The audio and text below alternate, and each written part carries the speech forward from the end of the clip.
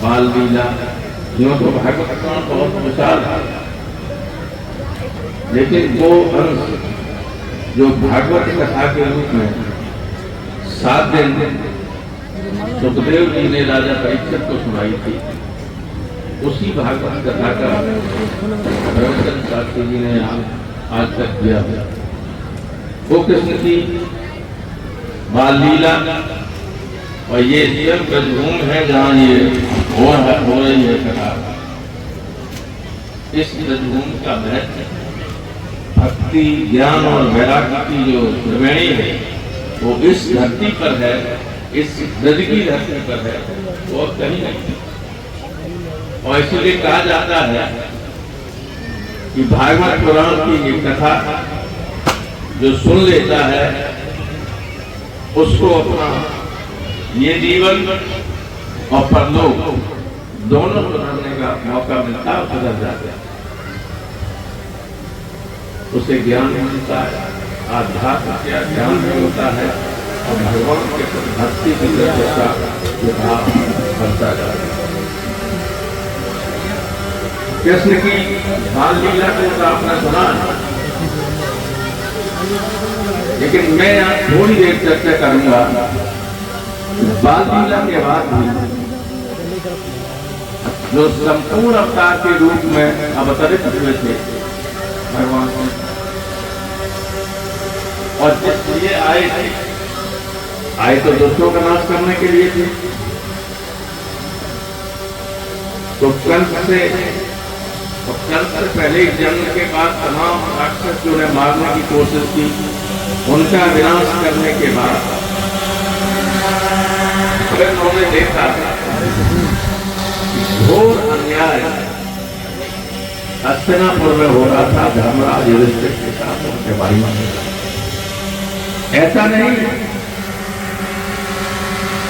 पांडव कृष्ण की सगी बुआ कुंती के पुत्र थे, इसलिए वो उनसे बच गया, वो तो धर्म के बच।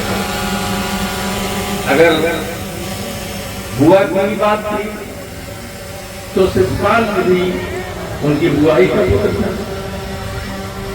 जिसका हमें वध करना पड़ा। लेकिन वो धर्म के साथ उन्होंने बार बार कहा और लोगों से कहा, अर्जुन से स्वयं कहा कि बात मैं तुम्हारा इसलिए साथ नहीं दे रहा कि तुम मेरी बुआ के, मैं तुम्हारा साथ इसलिए दे रहा हूं कि धर्म तुम्हारे साथ, धर्म की स्थापना की। गीता में उन्होंने युद्ध के दौरान, युद्ध शुरू होने से पहले जब दोनों की सेनाएं आमने सामने थी, कौरव और पांडवों को, और जब अर्जुन ने देखा कृष्ण केशव हमारा रथ दोनों सेनाओं के बीच में ले चलो,